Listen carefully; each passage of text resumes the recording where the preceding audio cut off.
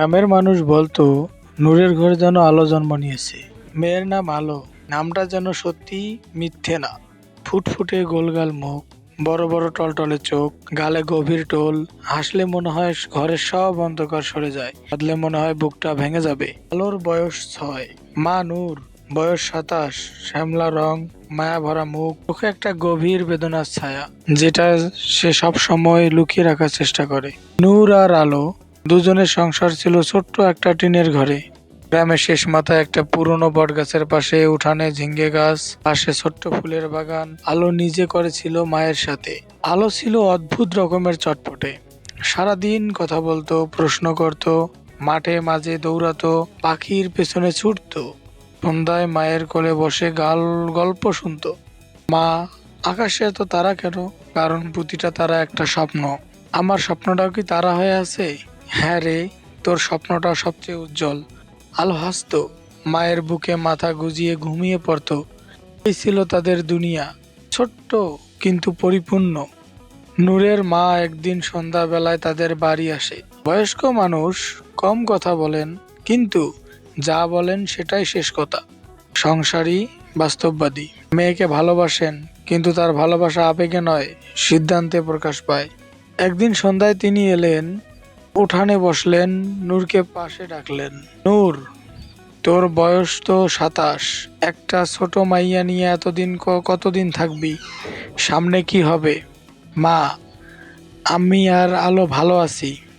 এখন ভালো আছিস, কিন্তু ভবিষ্যতের কথা ভাব। আলো বড় হবে, তার লেখাপড়া লাগবে, বিয়ে লাগবে। এই একার সংসারে কুলাবে? নূর চুপ করে রইল। রাহেলা বেগম একটু থেমে বললেন, শহরে একটা ভালো ছেলে আছে, নাম আরিফ, ব্যবসা করে। মানুষ হিসেবে ভালো বলে শুনেছি, তোকে দেখতে চাইছে। নূর মাথা তুলল আর বলল, আলো? রাহেলা বেগম একটু চুপ করলেন। আলো আমার কাছে থাকবে কিছুদিনের জন্য। তুই আগে নতুন সংসার নিজেকে গুছিয়ে নে। মা, আমার মেয়েকে ছেড়ে আমি যেতে পারবো না। পারতে হবে। আলোর ভবিষ্যতের কথা ভাব। একটা মা যদি নিজে ভালো না থাকে, তাহলে মেয়েকে কিভাবে ভালো রাখবে? নূর সেই রাতে ঘুমালো না। আলোকে বুকে জড়িয়ে ধরে শুয়ে রইল।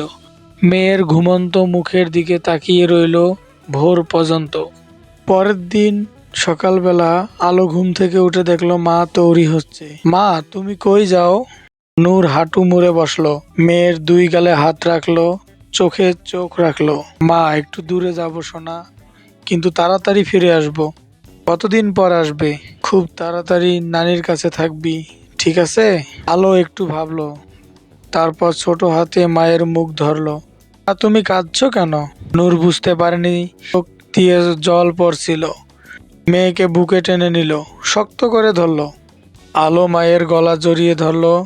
মা, আমিও যাব তোমার সাথে। না সোনা, এবার না, পরে নিয়ে যাব। প্রমিস? নূরের গলা ভিজে এলো। প্রমিস। রাহেলা বেগম এসে বললেন, নূর, দেরি হয়ে যাচ্ছে। নূর মেয়েকে ছেড়ে উঠে দাঁড়ালো। একবারও পিছনে তাকালো না, কারণ তাকালে আর পা সরতো না। আলো দরজায় দাঁড়িয়ে মাকে চলে যেতে দেখলো, শুরু করলো, মা, মা। মা থামলো না। নানি এসে কোলে তুলে নিল। আলো নানির কাঁধে মুখ লুকিয়ে ডুকরে কেঁদে উঠল। আরিফ সত্যিই ভালো মানুষ, এটা নূর বুঝতে পারলো অল্প কয়েকদিনেই। রাগ নেই, অহংকার নেই, সংসারে অভাব নেই। নূরকে সম্মান করত, যত্ন করে। কিন্তু নূর একটা কথা আরিফকে বলেনি, তার একটা মেয়ে আছে। রাহেলা বেগম বিয়ের আগেই বলে দিয়েছিলেন এই কথা। এখন বলার দরকার নেই, আগে সংসার জমুক, তারপর দেখা যাবে। নূর মেনে নিয়েছিল, কিন্তু প্রতিটা রাত ছিল যন্ত্রণার। আরিফ ঘুমিয়ে পড়লে নূর বালিশে মুখ গুজে কাঁদত, নিঃশব্দে, যাতে কেউ না জানে। আলো এখন কি করছে? ঠিকমতো খাচ্ছে? রাতে মাকে ডাকছে কিনা? ফোন করতো মাকে। রাহেলা বেগম বলতেন, ভালো আছে, তুই চিন্তা করিস না। কিন্তু একদিন ফোনের ওপাশে আলোর গলা ভেসে আসলো, নানু, মা কবে আসবে? মা কি আমাকে ভুলে গেছে? নূর ফোন ধরে দেয়ালে হেলান দিয়ে বসে পড়ল। বুকের ভেতর কে যেন ছুরি দিয়ে খুঁচিয়ে দিচ্ছিল। বিয়ের 8 মাস পর একদিন রাতে আরিফ দেরিতে ঘরে ঢুকলো। দেখলো নূর জানালার পাশে বসে আছে, চোখ লাল, গলা ভেজা। কি হয়েছে? কিছু না। নূর তাড়াতাড়ি চোখ মুছলো। আরিফ পাশে বসলো। কিছু না মানে? প্রতিদিন তুমি কাঁদো, আমি কি জানি না? নূর চুপ করে রইলো। নূর, আমি তোমার স্বামী। কি কষ্ট আছে বলো? কোনো কষ্ট নেই। আরিফ একটু চুপ করে রইলো, তারপর উঠে গেল। কিন্তু সেদিন রাতে ঘুমাতে পারলো না। নূরের ফোনে টেবিলের ওপর ছিল। হঠাৎ একটা মেসেজ এলো। স্ক্রিনে ভেসে উঠলো, মা তুমি কি আমাকে ভুলে গেছো? আমি তোমাকে মিস করি। আলো। আরিফ থমকে গেল। আলো? এটা কে? পরের দিন সকালে আরিফ নূরের সামনে বসলো। শান্ত গলায় বলল, আলোকে? নূরের মুখ ফ্যাকাশে হয়ে গেল। কি? কি বলছো? গত রাতে তোমার ফোনে মেসেজ এসেছিল। আলো লিখেছে, মা তুমি কি আমাকে ভুলে গেছো? নূর চুপ করে রইল, হাত দুইটা কোলের ওপর রাখা, কাঁপছে। আরিফ আস্তে আস্তে বলল, সত্যি করে বলো। নূরের চোখ ভিজে গেল, একটা দীর্ঘ নিঃশ্বাস নিল, তারপর সব বলল। আলোর কথা, গ্রামের নানির কাছে থাকার কথা, বিয়ের আগে থেকেই মেয়ে আছে, বলতে পারেনি, ভয় ছিল। কিন্তু প্রতিটা রাতে মেয়ের জন্য বুকটা ছিঁড়ে যায়। বলতে বলতে কাঁদছিল। আমি জানি আমি ভুল করেছি, তোমার কাছে লুকিয়েছি। কিন্তু আমার মেয়েটা ছোট্ট, ওর কোনো দোষ নেই, ও শুধু মাকে চায়। রিপ কিচ্ছু বলল না, উঠে দাঁড়ালো, জানালার দিকে গেল, বাইরে তাকিয়ে রইল অনেকক্ষণ। নূর ভয়ে বুক ঢিপ ঢিপ করছিল। তারপর আরিফ ঘুরলো, মুখে রাগ নেই, চোখে অদ্ভুত একটা শান্তি। মেয়ের বয়স কত? নূর বলল, 6। নাম কি? নূর বলল, আলো। আরিফ একটু থামলো, তারপর বলল, কাল সকালে রওনা দেব, আলোকে নিয়ে আসতে হবে। নূর বিশ্বাস করতে পারলো না। মানে? মানে হলো মেয়েটা মায়ের কাছে থাকবে, এই বাড়িতে। নূর অনেকটা অবাক হয়ে বলল, তুমি রাগ করনি? আরিফ সামনে এলো, নূরের চোখে চোখে চোখ রাখলো। রাগ আছে, কারণ লুকিয়েছো, সেটা নিয়ে পরে কথা হবে। কিন্তু একটা 6 বছরের মেয়ে মায়ের জন্য কাঁদছে, এটা আমি মেনে নিতে পারবো না। নূরের চোখ দিয়ে অবাধে জল নামলো। পরের দিন সকালে আরিফ আর নূর গ্রামে পৌঁছালো। রাহেলা বেগম দরজায় বেরিয়ে এলেন, আরিফকে দেখে থমকে গেলেন। আরিফ সালাম দিল, শান্ত গলায় বলল, আম্মা, আলোকে নিতে এসেছি।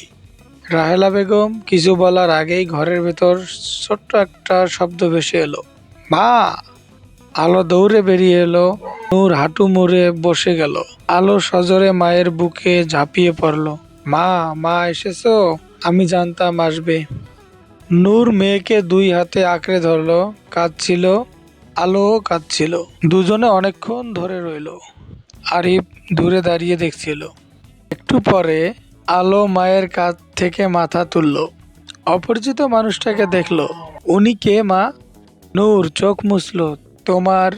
একটু থামলো, তারপর বলল, তোমার নতুন বাবা। আলো আরিফের দিকে তাকালো বড় বড় চোখে।